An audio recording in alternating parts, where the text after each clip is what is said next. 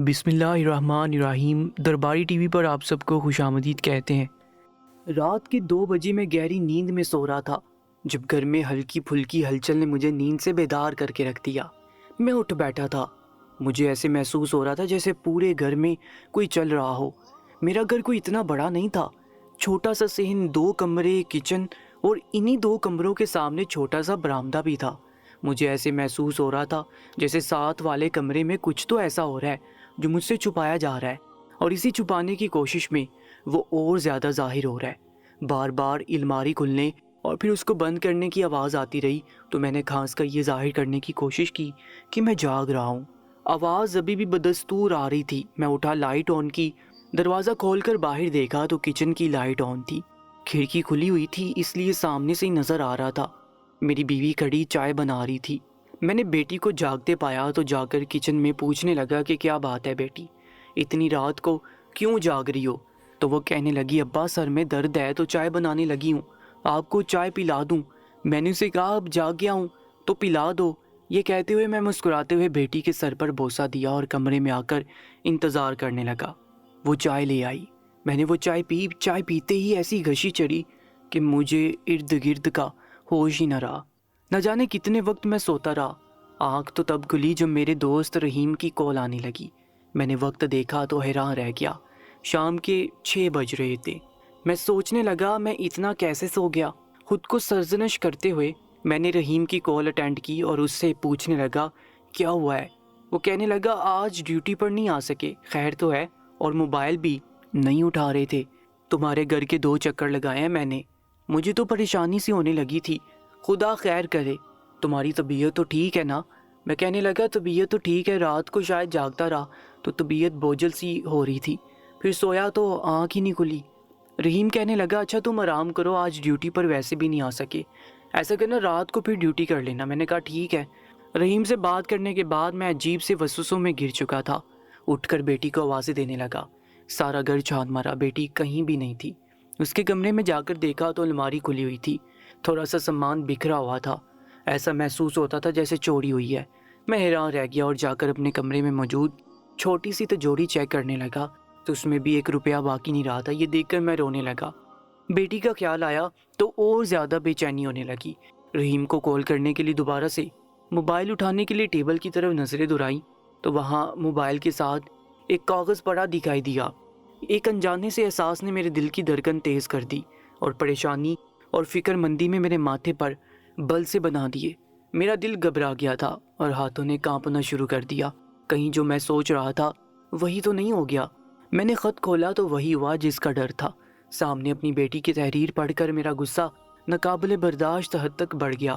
B P high ہونے لگا، sugar بھی معمول سے بڑھ گئی۔ میں نے بغیر سوچے سمجھے رحیم کو کال کر دی اور اسے ساری صورتحال بتا دی۔ خط کو کئی بار پڑھ ڈالا، یقین ہی نہیں آتا تھا کہ میری بیٹی ایسی بھی کر سکتی ہے۔ پیارے ابو جان، میں جانتی ہوں اس خط کو جب آپ پڑھیں گے تب میں گھر میں موجود نہیں ہوں گی، کیونکہ آپ کی چائے میں نے نیند کی گولیاں ملائی ہیں۔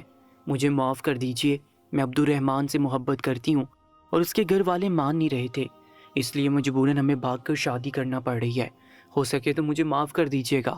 مجھے معلوم ہے اگر میں عبد الرحمن کا ذکر آپ کے سامنے کرتی تو آپ یقیناً اس شادی کے لیے مان جاتے، لیکن مسئلہ عبد الرحمن کے گھر والوں کا ہے۔ وہ اس شادی پہ خوش نہیں ہے۔ وہ ایک امیر باپ کا اکلوتا بیٹا ہے، میں اسے بے حد محبت کرتی ہوں اور اس کی دولت کو نہیں چاہتی بلکہ اس کو چاہتی ہوں۔ مجھے معلوم ہے آپ مجھے کبھی بھی معاف نہیں کریں گے، لیکن میں مجبور اور بے بس ہوں، میرے ہاتھ میں کچھ بھی نہیں ہے۔ میں نے خود اپنی مرضی سے عبد الرحمن کو خود کو سونپا تھا۔ اس نے جو میرے ساتھ کیا اس کے نتیجے میں اس کے ساتھ شادی میرے پاس واحد حل ہے۔ آپ کی بیٹی ایک اچھی لڑکی نہیں ہے بابا، اسے معاف کر دیجیے گا۔ آپ کی نافرما بردار بیٹی زویا۔ ایوب احمد نے 10 بار یہ خط پڑھا اور ہر بار آنسو بہاتے ہوئے بیٹی کو بددعائیں دینے لگا جو آج اس کے منہ پر کالک مل کے چلی گئی تھی۔ ایسی لڑکی بیٹی کہلانے کے قابل نہیں تھی۔ بھلا جو محبت کی خاطر باپ کی پگڑی اچھال کر چلی گئی تھی، ایسی بیٹیوں کو تو مر جانا چاہیے۔ وہ جتنا سوچتا جاتا اتنا روتا جاتا۔ سچ کہتے ہیں ماں بیٹی کا عکس ہوتی ہے۔ اس کی ماں نے جو ایوب کے ساتھ کیا تھا آج اس کی بیٹی بھی اس کے ساتھ وہی کر کے چلی گئی تھی۔ اس کو بیٹی کے جانے کا اتنا افسوس نہیں تھا جتنا اس کو اس بات کا افسوس تھا کہ اس نے حج کے لیے جو پیسے جمع کر رکھے تھے انہیں لے کر بھاگ گئی ہے۔ وہ خط کو ہاتھ میں لیے رو رہا تھا جب عبد الرحیم گھر میں دستک دے کر داخل ہوا۔ اپنے جگری یار کو اس حالت میں دیکھ کے وہ تڑپ اٹھا تھا۔ قریب آ کر اس کے ہاتھ سے خط لیا اور پڑھنے لگا۔ پگڑی اتار کر ٹیبل پر رکھی اور ایوب کو گلے لگا لیا۔ ایوب دوست کا سہارا ملتے ہی رونے لگا۔ 5 منٹ وہ ایوب کے گلے لگا رہا۔ یکدم عبد الرحیم کو محسوس ہوا کہ جیسے ایوب بے جان ہو گیا ہے۔ اس نے اس کو بازو سے پکڑ کر ہلا ڈالا، مگر ایوب اپنی ہوش و حواس سے بیگانہ ہو چکا تھا۔ رحیم یہ دیکھ کر گھبرا گیا اور جلدی سے ایمبولینس کو کال ملا ڈالی۔ سرکاری ہسپتال میں داخل ہوتے ہی اس نے اپنے ایک اور دوست کو کال ملا دی، کیونکہ اپنے دوست کو اس حالت میں دیکھ کر اس کا دل بہت گھبرا رہا تھا۔ رحیم کا دوست یعقوب پولیس میں تھا۔ جیسی عبد الرحیم نے اسے ساری حقیقت بتا دی، اس نے کہا کہ میں ایوب کی بیٹی کو ڈھونڈنے کی کوشش کرتا ہوں، وہ لوگ جلدی پکڑے جائیں گے۔ اگر وہ لوگ رات کو نکلے ہیں تو پنجاب سے تو کم از کم نکل چکے ہوں گے۔ ان کا ملنا تھوڑا مشکل ہے، لیکن ہم اپنی کوشش جاری رکھیں گے۔ تم لوگ فکر مت کرنا، میں جلدی کچھ کرتا ہوں۔ یعقوب وہاں سے چلا جاتا ہے۔ ایوب باہر بیٹھ کر انتظار کرنے لگتا ہے۔ ڈاکٹر باہر آ کے بتاتا ہے کہ ایوب کو ہارٹ اٹیک ہوا ہے۔ ہارٹ اٹیک جان لیوا ثابت بھی ہو سکتا تھا، لیکن بروقت طبی امداد کی وجہ سے وہ بچ گیا ہے، اور اب اس کی طبیعت سنبھلنے میں بہت وقت لگے گا۔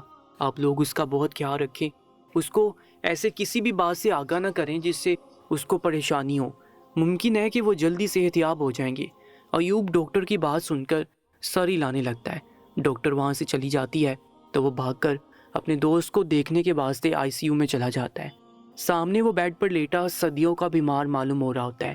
وہ سوچ بھی نہیں سکتا تھا کہ اس کی بیٹی اس کو اس طرح دھوکہ دے سکتی ہے۔ وہ تو اس پر اندھا اعتماد کرتا تھا۔ آج اس نے اس کے اندھے اعتماد کا ایسے فائدہ اٹھایا تھا کہ وہ کسی کے بھی اعتبار کرنے کے قابل نہیں رہا تھا۔ وہ اندر تک ٹوٹ چکا تھا۔ عبد الرحیم نے دوست کو اس طرح خلا میں گھورتے ہوئے دیکھا تو اس کے پاس بیٹھ گیا، کہنے لگا تم فکر نہیں کرو، وہ لوگ جلدی پکڑے جائیں گے۔ ایوب آنکھیں موند کر لیٹ گیا، جبکہ عبد الرحیم اس کے پاس بیٹھا رہا۔ ڈاکٹر نے آ کر بتایا کہ شام کے وقت انہیں ڈسچارج کر دیا جائے گا، پھر آپ لوگ گھر جا سکتے ہیں۔ وہ لوگ پچھلے 12 گھنٹے سے اسپتال میں تھے۔ چھٹی ملتی عبد الرحیم ایوب کو گھر لے گیا۔ ایوب احمد ایک معمولی سا چوکیدار تھا۔ چوکیداری کرتے ہوئے مجھے 20 سال کا عرصہ بیت چکا تھا۔ ماں باپ گاؤں سے شہر آ بسے تھے۔ وہ لوگ ان پڑھ تھے، مجھے پڑھانا چاہتے تھے، لیکن یہاں گاؤں سے شہر آتے وقت ان کی بس کا ایکسیڈنٹ ہو گیا اور وہ لوگ موقع پر ہی جاں بحق ہو گئے۔ گاؤں میں سب کچھ بیچ چکے تھے۔ شہر میں ایک چھوٹا سا گھر تھا۔ ماں باپ کی وفات کے بعد مجبوراً مجھے شہر والے گھر میں رہنا پڑا۔ میں انٹر کر چکا تھا۔ ایک دوست کے والد کے توسط سے مجھے چوکیداری کی نوکری مل گئی۔ میرا گزارا ہونے لگا۔ میں اپنی زندگی سے مطمئن تھا۔ میرے جس دوست کے والد نے میری نوکری لگوائی تھی ان کا نام نذیر شیرازی تھا۔ ان کی بیٹی کی شادی تھی۔ مجھے بھی شراکت کے لیے دعوت نامہ دیا گیا تھا۔ جب میں وہاں پہنچا تو معلوم ہوا کہ دلہا کے والد اور نذیر شیرازی میں بحث ہو گئی ہے، جس کی وجہ سے بارات واپس لوٹ گئی ہے۔ نذیر شیرازی نے عزت بچانے کی خاطر اپنی بیٹی کی شادی مجھ سے کرانے کی پیشکش کی۔ میں تو ان کے احسان تلے دبا ہوا تھا، ان کی عزت بچانے کی خاطر سر جھکا دیا۔ یوں میری شادی رقیہ شیرازی سے کر دی گئی۔ پہلی رات ہی اس نے مجھے بتایا کہ جس سے اس کی شادی ہونے والی تھی وہ اسے بے حد پیار کرتی ہے اور اسی کے ساتھ ہی شادی کرے گی۔ مجھ سے تو اس نے باپ کے مجبور کرنے پر شادی کی ہے۔ میں اس شادی کو زیادہ سر پر سوار نہ کروں، جلدی وہ مجھ سے طلاق لے کر اپنی محبت سے شادی کر لے گی جس سے اس کی شادی ہونے والی تھی۔ لیکن حق مہر کے دوران بحث ہوگی اور بارات واپس لوٹ گئی۔ اس کی بات سن کر میں اس کی طرف نہیں بڑھا بلکہ خود کو اس سے دور کر لیا۔ لیکن کسی کمزور لمحے میں ہم دونوں اپنی اپنی زندگی کی شروعات کر بیٹھے، کیونکہ رقیہ شیرازی کی جس سے شادی ہونے والی تھی اس کا نام ادریس احمد تھا۔ وہ ایک سیاستدان کا بیٹا تھا۔ اس نے باپ کے کہنے پر شادی سے انکار کر دیا۔ رقیہ شیرازی کیا کرتی، اس لیے اس نے میرے ساتھ زندگی گزارنے کا فیصلہ کر لیا۔ جب وہ ایک بیٹی کی ماں بن چکی تو ایک بار پھر ادریس احمد اس کی زندگی میں آ گیا اور اس نے میری زندگی تباہ کر دی۔ رقیہ شیرازی ایک بچی اور مجھے چھوڑ کر اپنے یار کے ساتھ فرار ہو گئی۔ میں نے پولیس میں رپورٹ درج نہیں کروائی، نہ ہی اسے ڈھونڈنے کی کوشش کی۔ اس کے والد کو معلوم ہوا تو انہیں ہارٹ اٹیک ہوا اور وہ جان کی بازی ہار گئے۔ میں نے چپ سادھ لی تھی اور کسی کو بھی زیادہ اس بارے میں نہیں بتایا۔ دن گزرتے گئے، میں اکیلے نے اپنی بیٹی کی تربیت کی، اسے پڑھایا لکھایا۔ ایک دن وہ اپنی ماں کے نقش قدم پر چلتے ہوئے مجھے چھوڑ کر بھاگ گئی۔ آج میں اسپتال میں ایڈمٹ اپنی بیٹی کی وجہ سے ہوں، کیونکہ اس نے نہ صرف میرا بھروسہ توڑا ہے بلکہ مجھے کہیں بھی منہ دکھانے کے قابل نہیں چھوڑا۔ یعقوب میرے سامنے سر جھکائے کھڑا تھا، کہنے لگا میں نے تمہاری بیٹی کو ڈھونڈنے کی بہت کوشش کی ہے لیکن کہیں بھی ان کا نام و نشان تک نہیں مل رہا۔ مجھے لگتا ہے کہ وہ لوگ شہر سے باہر ہی نہیں گئے بلکہ اس شہر میں موجود ہیں، اللہ نے چاہا تو وہ جلدی مل جائیں گے۔ یہ بات سنتے ہی میں اپنی دوستوں سے نظریں ملانے کے قابل نہیں رہا اور سامنے دیوار کی طرف دیکھنے لگا۔ وہ لوگ مجھے لیے میرے گھر آ گئے۔ یعقوب نے فیصلہ کیا کہ وہ آج رات میرے گھر رہے گا کیونکہ میری طبیعت ٹھیک نہیں ہے اور میرا اس طرح اکیلا رہنا ٹھیک نہیں ہے۔ عبدالرحیم کہنے لگا مجھے بھی اتنا خاص کوئی کام نہیں ہے، میں بھی یہی ٹھہر جاتا ہوں۔ یوں ہم تینوں دوست میرے گھر رات گزارنے لگے۔ میں بیڈ پر سو گیا، وہ دونوں زمین پر گدا بچھا کر لیٹ گئے۔ رات کا نہ جانے کون سا پہر تھا، جب آنکھ کھلی تو پسینے سے شرابور تھا، دل کو گھبراہٹ ہونے لگی۔ ان دونوں کو بے سود سوتے پایا تو اٹھ کر باہر آ گیا کہ تھوڑا سا صحن میں چہل قدمی کر لوں اور دل کی گھبراہٹ پر کنٹرول کر لوں۔ ابھی میں چہل قدمی کر ہی رہا تھا جب دروازہ بجا۔ میں حیران رہ گیا، رات کی اس وقت کون ہے؟ میں دل میں ہزاروں وسوسے لیے دروازے کی طرف بڑھا۔ جیسے دروازہ کھلا، سامنے ایک نقاب پوش آدمی کھڑا تھا جس نے ایک بڑا سا کالے رنگ کا بیگ مجھے تھما دیا اور کہنے لگا یہ تمہاری امانت ہے جو میں تمہیں لٹانے آیا ہوں۔ اس کے بعد وہ کالی رات کے کالے اندھیرے میں گم ہو گیا۔ میں اسے آوازیں دیتا رہ گیا۔ میرے دوستوں نے مجھے اپنی جگہ نہ پایا تو باہر آ گئے۔ وہ حیران رہ گئے، مجھے اس طرح ایک بڑے بیگ کے ساتھ دیکھ کر کہنے لگے کیا بات ہے، کہاں جا رہے ہو؟ وہ بھی رات کے اس وقت بیگ لیے۔ سب ٹھیک تو ہے؟ کہیں گاؤں جانے کا پلان تو نہیں بنا لیا؟ میں نے ان کو کہا کہ ایسی کوئی بات نہیں ہے، نہ جانے کوئی نقاب پوش آیا اور مجھے یہ دے کر گیا ہے۔ وہ دونوں حیرت سے مجھے گھورنے لگے اور کہنے لگے چلو کمرے میں، وہ آدمی نہ جانے کون ہے اور تمہیں یہ بیگ کیوں دے گیا ہے، کہیں اس میں بم تو نہیں ہے؟ میں نے ان کو آنکھیں دکھاتے ہوئے ماتھا پکڑ لیا اور نہ جانے کیا سوچ رہے ہیں، کوئی ہمیں بم کیوں دے گا؟ ہم تینوں وہ بیگ اٹھائے کمرے میں داخل ہو گئے۔ لائٹس آن کی، بیگ کھول کر دیکھا تو حیران رہ گئے۔ 5,000 والے کئی نوٹ تھے۔ پیسوں کو دیکھ کر ہم تینوں کی آنکھیں چمک اٹھیں، لیکن بیماری کے باعث میں سرد تاثر لیے بیٹھا رہا، سمجھ نہیں آ رہا تھا کہ کیا کروں۔ وہ دونوں بھی حیرت سے دیکھنے لگے اور کہنے لگے یہ کیا ماجرا ہے؟ میں نے کہا مجھے خود نہیں معلوم۔ وہ نقاب پوش کہنے لگا تمہاری امانت ہے، میں تمہیں لٹانے آیا ہوں۔ ہم تینوں نے وہ پیسے گنے تو حیران رہ گئے، پورے 15 لاکھ تھے۔ میں تو حیران رہ گیا کہ میں نے تو آج تک اتنی بڑی رقم کسی کو بھی ادھار پہ بھی نہیں دی۔ میری اتنی تنخواہ ہی نہیں تھی کہ میں کسی کو اتنے سارے پیسے ادھار دے سکوں، پھر کیسے اتنے سارے پیسے وہ ایک نقاب پوش مجھے دے کر جا سکتا ہے؟ تبھی میرا دوست عبدالرحیم کہنے لگا دیکھو اللہ نے تمہاری خواہش پوری کر دی ہے، تم حج پر جانا چاہتے تھے، اللہ نے تمہارے پیسوں کا انتظام کر دیا ہے، کیوں پریشان ہوتے ہو؟ بے شک وہ خدا سب کے حق میں بہتر کرنے والا ہے، خدا نے تمہیں موقع دیا ہے، اس موقع کو ضائع مت کرو۔ اگلا مہینہ حج کا ہے، حج کرنے جاؤ تاکہ تمہاری خواہش پوری ہو سکے۔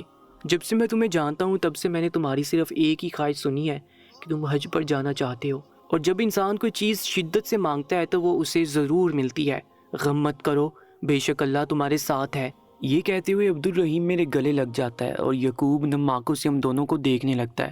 ساری رات تہجد میں بیٹھ کر اپنے گناہوں کی معافی مانگتا اور خدا کا شکر ادا کرتا کہ جس نے میرے حج پر جانے کا وسیلہ بنایا ہے۔ اپنی بیٹی کو یاد کرتا تو آنکھیں نم ہونے لگتی، کبھی کبھی تو دل میں اس کے لیے بد دعائیں نکلتی، لیکن پھر بیٹی تھی، یاد تو آتی تھی۔ میں اس کے حق میں بہتری کی دعا کرتا تھا، یہ نہ ہو اس کا حال بھی اس کی ماں کی طرح کا ہو۔ اس کی ماں بھی اپنی محبت کے ساتھ مجھے چھوڑ کر گھر سے بھاگی تھی، اس نے تو اپنی 1 سال کی بیٹی کی بھی پرواہ نہیں کی تھی، اور قدرت نے اس کے ساتھ ایسا کھیل رچایا تھا کہ اس کی لاش پہچاننے میں بھی نہیں آ رہی تھی۔ اس کی لاش پانی کے ایک جوہر میں تیرتی ہوئی ملی تھی۔ DNA ٹیسٹ کروانے پر معلوم ہوا تھا کہ وہ میری بیوی رقیہ شہزادی ہے۔ پوسٹ مارٹم کی رپورٹ آئی تو سب حیران رہ گئے۔ مجھے اس کی موت پر کوئی افسوس نہیں ہوا کہ اس جیسی عورتوں کا یہی حال ہوتا ہے۔ لوگ مجھ پر تھو تھو کرتے رہے، لیکن میں نے کسی کی بھی پرواہ نہیں کی اور خاموشی سے اپنے کاموں میں الجھا رہا۔ بیٹی کی تربیت میں کوئی کسر نہ چھوڑی کہ کل کو وہ ماں کی روش نہ بنا لے، لیکن سچ کہتے ہیں خون تو خون ہوتا ہے، وہ رنگ ضرور دکھاتا ہے۔ 1 مہینہ میں نے خود پر جبر کر کے گزارا، خوشی سنبھلنے سے بھی نہیں سنبھل رہی تھی کہ اگلے مہینے میں حج پر جاؤں گا، خانہ کعبہ میرے سامنے ہوگا اور میں غلاف کو بوسہ دے سکوں گا۔ وہ کیسا منظر ہوگا، جب میں مکہ مکرمہ میں طواف کعبہ کروں گا، زمزم پی کر گلے کو معطر کروں گا۔ وہ وقت سوچ سوچ کر ہی میرا چہرہ خوشی سے گلال ہونے لگتا تھا۔ بالآخر وہ دن بھی آ گیا جب میں نے پاکستان سے سعودی عرب کے لیے فلائٹ میں بیٹھنا تھا۔ میرے دونوں دوست مجھے ایئرپورٹ تک چھوڑنے آئے اور کئی نصیحتیں کرتے رہے۔ اپنی صحت کا خیال رکھنے کا بولا، کہنے لگے اپنے گھر کی فکر مت کرنا، ہم پورا خیال رکھیں گے، اور جیسا تم چھوڑ کے جا رہے ہو جب واپس آؤ گے تو ویسا ہی پاؤ گے۔ میں 20,000 کی ایک معمولی سی نوکری کرتا تھا، جب بھی کسی طرح بچت کر کے 5,000 میں رکھ دیا کرتا، یہ سوچ کر کے جب پیسے اکٹھے ہو جائیں گے تو حج پر جاؤں گا۔ پچھلے 18 سالوں سے میں پیسے جمع کر رہا تھا، لیکن میری بیٹی نے وہ پیسے اٹھا کر میرے سارے سپنے چکنا چور کر دیے تھے۔ پھر ایک مہربان شخص نے مجھے یہ موقع دیا کہ میں حج کے لیے جا سکوں۔ جب سے میں نے یہ ارادہ باندھا تھا کہ میں حج پر جاؤں گا، تب سے میں دن رات اٹھتے بیٹھتے جاگتے سوتے درود شریف کا ورد کیا کرتا تھا، اور اللہ تعالیٰ دل میں وہی خواہش پیدا کرتے ہیں جو ہم پوری بھی کر سکتے ہیں۔ خدا نے میرے دل میں طواف کعبہ کی محبت ڈالی تو طواف کعبہ کرنے کا بندوبست بھی کر دیا۔ خود سنبھالتی میں نے تہجد پڑھنا شروع کر دیا تھا۔ مجھ میں کوئی بھی بری عادت نہیں تھی، 5 وقت نماز ادا کرتا، رمضان کے پورے روزے رکھتا، لوگوں کو بری نگاہ سے نہیں دیکھتا تھا، نہ ہی کسی سے لڑائی جھگڑا کرتا، اپنی دنیا میں مست زندگی گزار رہا تھا۔ بس میرے دل میں ایک خواہش تھی کہ میں حج پر جا سکوں، کیونکہ حج تو ہر مومن مسلمان پر فرض ہے۔ تہجد میں بیٹھ کر ساری رات دعائیں کرتا رہتا کہ یا خدا تو ہی مجھ پر رحم فرما اور مجھے حج کرنے کی سعادت نصیب فرما۔ پھر وہ دعا اس طرح قبول ہوگی کہ شکر کے سوا میرے پاس کوئی چارہ نہ رہا۔ اپنی آنکھوں کے سامنے کعبہ دیکھ کر میرے آنسو تھمنے کا نام نہیں لے رہے تھے۔ میں اونچی آواز میں روتے ہوئے سجدے میں گر گیا۔ میں سوچ بھی نہیں سکتا تھا کہ مجھ جیسے گناہگار کو خدا ایسا شرف بخشے گا کہ میں اپنی آنکھوں سے کعبہ کو دیکھ سکوں گا، اس کے غلاف کو چھو سکوں گا۔ کعبہ کو سامنے دیکھ کر میرا دل باغ باغ ہو گیا۔ مجھے اپنے جذبات سنبھالے نہیں جا رہے تھے۔ لوگ مجھے حیرت زدہ آنکھوں سے دیکھنے لگے، لیکن مجھے کسی کی بھی پرواہ نہیں تھی۔ میں تو بس عشق خداوندی میں جھوم اٹھا تھا۔ خدا کا ذکر کرتے ہوئے میں طواف کرنے لگا۔ لوگ میرا جذبہ دیکھ کر ششدر رہ گئے تھے۔ بیماری اور بیٹی کے چلے جانے کی وجہ سے میں بہت پریشان رہتا اور کمزور ہو گیا تھا، لیکن کعبہ کو دیکھتے ہی ساری طاقت واپس لوٹ آئی تھی۔ دل چاہتا تھا کہ سارا دن ساری رات کعبہ میرے سامنے رہے اور میں وہاں سے ایک سیکنڈ کے لیے بھی نظریں نہ اٹھاؤں۔ قربانی کی تو ایسے معلوم ہوا جیسے ساری زندگی کا قرض ادا کر دیا ہو۔ خود کو ہلکا پھلکا محسوس کرنے لگا۔ ایک اہم فریضہ سر انجام دے چکا تھا۔ دل ہی نہیں چاہتا تھا کہ پاکستان واپس اس گھر میں لوٹوں جہاں بدنامی میرا انتظار کر رہی ہے۔ لوگ مجھے تانے مارنے کے لیے الفاظ ڈھونڈ رہے ہیں، مجھے عجیب نظروں سے گھور رہے ہیں، اور میری بیٹی کے خلاف محلے میں باتیں ہو رہی ہیں۔ بیٹی سے بہت محبت کرتا تھا، اس کے خلاف باتیں نہیں سن سکتا تھا، لیکن لوگ یہ کہاں سمجھتے تھے۔ مکہ آ کر میں نے ہر فضول سوچ کو جھٹک دیا اور عبادت میں مشغول رہا۔ کعبے کے سامنے کھڑے ہو کر دعائیں کرتا رہا کہ یا خدا ایک بار پھر مجھے یہاں آنے کی سعادت بخشنا۔ میرا دل نہیں چاہتا تھا کہ میں یہاں سے جاؤں۔ پتہ ہی نہیں چلا اور پھر وہ دن بھی آ گیا جب مجھے واپس پاکستان جانا تھا۔ میں نے اپنے دوستوں کے لیے بہت سے تحائف لیے تھے، زمزم اور کھجوریں لیں۔ میں پاکستان روانہ ہو گیا۔ بیچ میں تھوڑا بہت بیمار رہا، بخار نے کمر توڑ رکھی تھی، لیکن میں عبادت کرتا رہا اور آرام کرنے سے خود کو باز رکھا، کیونکہ یہی وہ وقت تھا۔ اس کے بعد تو میں نے پاکستان واپس آ جانا تھا۔ یہاں آ کر میں نے آرام ہی کرنا تھا۔ ایئرپورٹ پر میں کھڑا اپنے دوستوں کا انتظار کر رہا تھا، جب دور سے وہ دونوں چہرے پر مسکراہٹ سجائے میں پھولوں کی مالا لیے میری طرف بڑھتے ہوئے دکھائی دیے۔ ان کو دیکھ کر میں زیر لب مسکرانے لگا۔ ابھی بھی درود شریف میرے لبوں پر جاری تھا۔ آنکھیں جھکائے بیگ کو ہاتھ میں لیے میں ان کی طرف جانے لگا۔ وہ دونوں آ کر میرے گلے لگ گئے۔ دوستوں سے اتنے عرصے بعد ملاقات کر کے بہت اچھا محسوس ہوا۔ وہ دونوں بھی میری خیریت پوچھنے لگے۔ عبد الرحیم کہنے لگا یعقوب بس کر دو، ساری باتیں یہی پوچھے گا کیا، گھر چل کر بات کرتے ہیں۔ ان دونوں نے میرے بیگ پکڑ لی اور میں ان کے ساتھ چلتا ہوا رکشے میں آ بیٹھا، اور وہاں سے پھر ہم تینوں میرے گھر آ گئے۔ یہاں گھر کی حالت دیکھی تو حیران رہ گیا۔ ان لوگوں نے واقعی میرا گھر بہت صاف ستھرا رکھا تھا۔ میں نے ان کا شکریہ ادا کیا کہ میرے جانے کے بعد تم لوگوں نے میرے گھر کو اتنے اچھے سے صاف ستھرا رکھا۔ تو وہ مجھ سے بحث کرنے لگے کہ تم ہوتے کون ہو ہمیں شکریہ کہنے والے، بھلے دوستی میں بھی کبھی شکریہ جیسے الفاظ استعمال کیے جاتے ہیں۔ یہ سن کر میں مسکرانے لگا کہ دوست واقعی ایک نعمت ہے۔ مخلص دوست دنیا میں کم ہی پائے جاتے ہیں۔ اگر ایسے دوست مل جائیں تو انسان کو ان کا بھرپور خیال رکھنا چاہیے۔ ابھی ہم تینوں باتیں کر رہے تھے جب ایک بار پھر کنڈی بجی۔ عبدالرحیم دروازہ کھولنے کے لیے جانے لگا تو میں نے اس سے بیٹھنے کا اشارہ کیا اور خود سر پر پگڑی باندھتے ہوئے پوچھنے لگا کہ باہر کون ہے؟ کسی نے بھی جواب نہیں دیا تو میں نے دروازہ کھول کر دیکھنے کی کوشش کی کہ باہر ایسا کون سا شخص موجود ہے جو دروازہ تو پیٹ رہا ہے لیکن جواب نہیں دے رہا۔ سامنے اس رات والے نقاب پوش کو دیکھ کر میں حیران رہ گیا اور اسے سوالیہ نظریں اس میں گھورنے لگا۔ وہ کہنے لگا چچا اندر نہیں آنے دو گے کیا؟ تو میں نے اسے اندر آنے کا راستہ دے دیا۔ وہ چھوٹے چھوٹے قدم اٹھاتے ہوئے آگے بڑھنے لگا تو میں نے پیچھے سے دروازہ بند کر دیا اور اس کی پیروی کرتے ہوئے اس کے پیچھے جانے لگا۔ وہ برآمدے میں جا کر رک گیا۔ میں جیسے اس کے قریب آیا اس نے مجھے گلے لگایا اور حج کی مبارکباد دینے لگا۔ میں نے مبارکباد وصول کی اور اسے کمرے میں لیے حاضر ہو گیا۔ میرے دونوں دوست مجھے سوالیہ نظروں سے دیکھ رہے تھے۔ مجھے معلوم تھا وہ لوگ بے چین ہو رہے ہیں اس انسان کے بارے میں جاننے کے لیے۔ جیسے ہی اندر لے کر کمرے میں بیٹھا چکا تھا ان دونوں نے مجھ سے پوچھا کون ہے یہ؟ تو میں نے بھی کندھے اچکا دیے کہ میں نہیں جانتا کہ کون ہے۔ تو وہ دونوں حیرت سے مجھے دیکھنے لگے اور پھر اس آدمی کی طرف متوجہ ہوتے ہوئے کہنے لگے کون ہو تم اور یہاں کیسے آنا ہوا؟ وہ آدمی کہنے لگا میرا نام شیر زمان ہے، مجھے عبدالرحمان نے بھیجا ہے۔ عبدالرحمان کا نام سن کر میرا بی پی ہائی ہونے لگا۔ ایک بار پھر دل کو گھبراہٹ ہونے لگی، پسینے سے میں شرابور ہونے لگا، میرے ہاتھ بھی کانپ رہے تھے اور اسی غصے میں میرا ہاتھ اس آدمی پر اٹھ گیا۔ وہ حیرت سے گال پر ہاتھ رکھے کھڑا تھا۔ کہنے لگا آپ نے مجھے تھپڑ کیوں مارا؟ میں نے اسے بتایا کہ تم جس عبدالرحمان کی بات کر رہے ہو میری بیٹی اس کے ساتھ بھاگ گئی ہے۔ تمہیں کیا لگتا ہے کہ میں تمہاری عزت کروں گا؟ چلے جاؤ یہاں سے ورنہ میں تمہیں قتل کر دوں گا۔ یہ کہتے ہوئے میں نے یعقوب کی گن اٹھا لی تو وہ آدمی جس نے اپنا نام شیر زمان بتایا تھا وہ کہنے لگا چچا آپ میری بات تو سنیں۔ عبدالرحیم اور یعقوب نے مجھے ہاتھوں سے پکڑ کر کرسی پر بٹھایا اور اس آدمی سے سوال جواب کرنے لگے۔ یعقوب نے تو باقاعدہ شیر زمان سے کارروائی کرنا شروع کر دی۔ میں اس کی باتیں سننے میں ذرا بھی دلچسپی نہیں رکھتا تھا، مجھے اس سے شدید نفرت ہو رہی تھی۔ تبھی شیر زمان گویا ہوا مجھے عبدالرحمان نے بھیجا ہے، وہ آپ کی بیٹی کے شوہر ہیں۔ آپ کی بیٹی جو گھر سے رقم لے کر گئی تھی انہوں نے وہی رقم واپس لوٹا دی ہے، کیونکہ انہیں آپ کی بیٹی کی دولت سے کوئی مطلب نہیں ہے۔ وہ تو بس آپ کی بیٹی سے محبت کرتے ہیں اور ان سے شادی کر لی ہے۔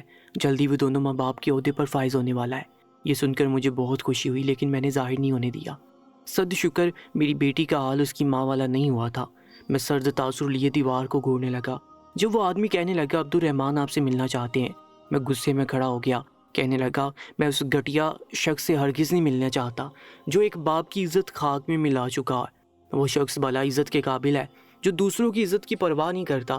اسے کہنا میرے جیتے جی وہ اس گھر میں قدم بھی نہیں رکھ سکتا، اور اگر یہاں وہ آیا تو میں اسے شوٹ کر دوں گا یا خود کی جان لے لوں گا۔ یہ کہتے ہوئے میں دوسرے کمرے میں چلا گیا اور اندر سے کنڈی بند کر دی۔ مجھے نہیں معلوم کہ یعقوب اور عبدالرحیم نے شیر زمان سے کیا بات کی۔ فی الحال میں خود کو تنہائی میں قید کر لینا چاہتا تھا جہاں میری بیٹی کی یاد مجھے تڑپا نہ سکے۔ مختلف سوچیں میرے ارد گرد احاطہ کیے ہوئے تھی۔ نہ جانے کب میری آنکھ لگ گئی۔ میری آنکھ عبدالرحیم کے دروازہ کھٹکھٹانے پر کھلی۔ دروازہ کھول کے دیکھا تو ہاتھ میں کھانا لیے کھڑا تھا۔ اس کے چہرے پر ایک نرم مسکراہٹ تھی لیکن میرا چہرہ کسی بھی تاثر سے بے نیاز تھا۔ میں کسی سے بھی بات نہیں کرنا چاہتا تھا۔ میں خود کو تھوڑی دیر اکیلا رکھ کر بیٹی کے بارے میں سوچنا چاہتا تھا۔ عبدالرحیم میری تنہائی کا سوچ کر میرے پاس کھانا لیے حاضر ہو گیا۔ ویسے بھی رات ہو چکی تھی اور میں نے صبح سے کچھ نہیں کھایا تھا۔ ہم دونوں کھانا کھانے لگے۔ میرا دل ہرگز نہیں تھا، اس لیے میں نے 2-4 نوالے زہر مار کیے اور کھڑکی سے باہر دیکھنے لگا۔ عبدالرحیم نے مجھے گمسم دیکھا تو نوالے بنا کر مجھے کھلانے لگا۔ میں نے اسے ہاتھ سے اشارہ کرتے ہوئے روکا کہ مجھے مزید کھانے کی طلب نہیں ہے تو وہ کہنے لگا کھانا نہیں کھاؤ گے تو بیمار پڑ جاؤ گے، اگر بیمار ہوگے تو اپنی بیٹی سے ملاقات کیسے کرو گے؟ میں کہنے لگا میں ہرگز اس عورت سے ملاقات نہیں کرنا چاہتا۔ مجھے تبھی سمجھ جانا چاہیے تھا جب اس کی ماں گھر سے بھاگی تھی۔ مجھے لگا تھا کہ کہیں تو میری تربیت کا اثر ہوگا اور وہ کوئی بھی ایسی حرکت نہیں کرے گی جو اس کی ماں نے ماضی میں کی تھی۔ وہ کیا سمجھتی ہے کہ وہ گھر سے بھاگ کر شادی کر لے گی تو کچھ عرصے بعد سب کچھ صحیح ہو جائے گا اور میں اسے معاف کر دوں گا؟ ایسا ہرگز نہیں ہوگا۔ میں اسے کبھی بھی معاف نہیں کر سکتا چاہے کچھ بھی ہو جائے۔ یہ کہتے ہوئے آنسو میری آنکھوں سے پھسل کر داڑھی میں کہیں جذب ہو گئے تھے۔ میں ایک مضبوط انسان تھا لیکن آج کل جو حالات چل رہے تھے انہوں نے مجھے رونے پر مجبور کر دیا۔ بے بسی آنکھوں سے ٹپک رہی تھی۔ ایسا لگتا تھا یہ اداسی میری جان لے کر ہی دم لے گی۔ وہ کہنے لگا ایسی بیٹی سے بھی کیا ناراضگی جو چند مہینوں کی مہمان ہے، یہ کہتے ہوئے وہ اپنے آنسو چھپانے لگا۔ ایک نوالا بنا کر میرے منہ میں ڈال دیا۔ اس کی بات سمجھ نہیں سکا تھا، اس لیے بند ہوتی آنکھوں کے ساتھ اس کی جانب غور سے دیکھنے لگا۔ مجھ کو تکتے ہوئے پایا تو کہنے لگا تمہاری بیٹی بہت تکلیف میں ہے، اسے معاف کر دو۔ میں کہنے لگا ایسی لڑکیوں کا یہی حال ہوتا ہے، اس کو اس کے حصے کی سزا بھگتنے دو، تھوڑے عرصے بعد وہ خود ایڈجسٹ کر لے گی۔ میں جو الفاظ ادا کر رہا تھا وہ الفاظ ادا کرنے کے لیے میرا دل تو نہیں مان رہا تھا، لیکن غصے نے مجھے ایسے الفاظ ادا کرنے پر مجبور کر دیا۔ تبھی عبدالرحیم پانی کا گلاس مجھے تھماتے ہوئے کہنے لگا تمہاری بیٹی ایک بہت مضبوط لڑکی ہے، وہ کینسر جیسے موذی مرض سے لڑ رہی ہے۔ یہ سننے کی دیر تھی کہ مجھے ایسے محسوس ہوا جیسے میرا دل بند ہو گیا اور دماغ سن ہو کر رہ گیا ہے۔ سارا غصہ ہوا بن کر اڑ گیا تھا۔ غصے کی جگہ بیٹی سے محبت نے لے لی تھی۔ میں بے چین ہو کر پوچھنے لگا کیا کہہ رہے ہو، کیا ہو گیا ہے؟ میری بیٹی کو میری بےتابی دیکھ کر عبدالرحیم نے جھکے ہوئے سر کو اٹھایا اور میری آنکھوں میں آنکھیں ڈالتے ہوئے کہا تمہاری بیٹی زویا کو کینسر ہو گیا ہے اور ڈاکٹرز کا کہنا ہے کہ اس کے پاس 3 سے زیادہ مہینے نہیں ہیں، جلدی وہ اپنے خالق حقیقی سے جا ملے گی۔ یہ کہتی عبدالرحیم مجھے دلاسا دینے لگا۔ میں تو سن ہو گیا تھا، سمجھ نہیں آ رہا تھا کہ کیا ظاہر کروں، بیٹی سے محبت یا اس کے بھاگ جانے کا غصہ۔ میں سر جھکا کر رونے لگا۔ پانی کا گلاس میں نے ٹیبل پر رکھ دیا۔ عبدالرحیم مجھے گلے لگاتے ہوئے رویا نہیں، تمہاری بیٹی تمہاری معافی کی منتظر ہے اور وہ تمہارا شدت سے انتظار کر رہی ہے۔ اس سے پہلے کہ وہ یہ دنیا چھوڑ کر تمہیں ساری زندگی کے لیے پچھتاوے میں مبتلا کر دے، ایک بار جا کر اس سے ملو اور اس کو اس کی غلطی کی سزا مت دو بلکہ اسے معاف کر دو۔ بچی تھی، نادان تھی، سمجھ نہیں سکی، لیکن یہ سوچو کہ تمہارا داماد ایک اچھا انسان ہے جو تمہاری بیٹی کا ہر طرح سے خیال رکھتا ہے۔ آج بھی وہ اپنی بیوی کی تکلیف پر رو دیتا ہے۔ وہ دونوں تم سے کچھ بھی نہیں چاہتے سوائے اس کے کہ تم ایک بار جا کر اپنی بیٹی کی عیادت کر لو اور اسے معاف کر دو۔ میں عبدالرحیم کو کہنے لگا پھر دیر کس بات کی، اب بھی چلتے ہیں۔ عبدالرحیم میری جلد بازی پر مسکرانے لگا۔ ہم دونوں دوستوں نے رکشہ کیا اور ہسپتال پہنچ کے وہاں جا کر بیٹی کو اس حالت میں دیکھا تو دل تڑپ کر رہ گیا۔ آنکھوں سے آنسو جاری ہو گئے۔ بیٹی نے مجھے دیکھا تو رونے لگی اور بیڈ سے اٹھنے کی کوشش کرنے لگی۔ میں بھاگ کر بیٹی کے قریب گیا، اسے گلے لگا لیا۔ ہم دونوں 15 منٹ ایک دوسرے کو گلے لگائے روتے رہے۔ وہ میری بیٹی تھی، میری جان کا ٹکڑا تھی۔ اپنی بیوی کے بعد میں نے کسی کو چاہا تھا تو وہ میری بیٹی تھی۔ مجھے وہ اپنی جان سے بھی زیادہ عزیز تھی۔ میں نے بیٹی سے الگ ہوتے ہوئے بیٹی سے گلہ کرتے ہوئے کہا کیا تمہارے باپ نے کبھی تم پر سختی کی تھی؟ تو اس نے نفی میں سر ہلایا۔ میں نے اسے کہا ایک بار تو کہہ دیا ہوتا کہ بابا میں عبدالرحمان کو پسند کرتی ہوں، اس سے میری شادی کروا دیں۔ تو کیا تمہیں لگتا ہے کہ میں تمہاری شادی نہیں کرواتا؟ کیا آج تک میں نے تم پر کبھی زور زبردستی کی ہے؟ یہ سن کر وہ کہنے لگی اور روتے ہوئے کہنے لگی ابا جی مجھے معاف کر دیجیے، میں جانتی ہوں مجھ سے غلطی ہو گئی تھی، تب ہمیں کچھ سمجھ نہیں آیا اور ہم نادانی میں یہ سب کر بیٹھے، مجھے معاف کر دیجیے۔ وہ سر جھکا کر رونے لگی۔ یکدم اس کی طبیعت بگڑی تو رحمان نے جلدی سے نرس کو بلایا۔ تھوڑی دیر بعد ڈاکٹرز کی ایک فوج کمرے میں داخل ہوئی اور وہ سب زویا کا چیک اپ کرنے لگے۔ میری نظروں کے سامنے میری بیٹی آخری سانسیں لے رہی تھی۔ اس تکلیف کو میں الفاظ میں بیان نہیں کر سکتا۔ میں نے اپنی بیٹی کو آخری سانسیں لیتے ہوئے دیکھا، وہ بہت تکلیف میں تھی۔ میں رب سے دعا کرنے لگا اے میرے مالک، تو نے آج تک میری کوئی دعا رد نہیں کی، تو میری یہ دعا بھی قبول کر دے۔ میری بیٹی کو آسان موت عطا فرما، ایسی موت جس میں اس کو تکلیف نہ ہو۔ یہ کہتے ہوئے میں رونے لگا، سجدے میں گر گیا۔ تھوڑی دیر بعد عبدالرحمان روتے ہوئے میرے پاس آیا اور مجھے گلے لگا کر کہنے لگا چچا آپ کی بیٹی بے وفا تھی، وہ مجھے اس بڑی دنیا میں اکیلا چھوڑ کر چلی گئی۔ یہ کہتے ہوئے وہ پھوٹ پھوٹ کر رونے لگا۔ میں اسے دلاسا دینے لگا تکلیف چاہے جتنی بڑی بھی کیوں نہ ہو، وقت دھیرے دھیرے بڑھ دیتا ہے۔ انسان کو اللہ سے اپنا تعلق مضبوط کر لینا چاہیے، پھر کوئی بھی بڑی پریشانی نہیں لگتی۔ میں اسے دلاسا دیتے ہوئے اٹھا، بیٹی کا آخری دیدار کیا اور گھر واپس لوٹ آیا۔ اس کے بعد میں نے مسجد میں امامت سنبھال لی اور ساری زندگی لوگوں کے لیے درس و تدریس کا کام کرنے لگا اور دن رات بیٹی اور بیوی کی مغفرت کی دعا کیا کرتا تھا تاکہ ان کی قبر میں سکون میسر آ سکے۔ دوستو آج کی اس کہانی کے بارے میں اپنی قیمتی رائے سے ضرور آگاہ کیجیے گا۔ میں آپ سے ملاقات کروں گا انشاءاللہ ایک نئی ویڈیو میں، تب تک کے لیے اللہ نگہبان۔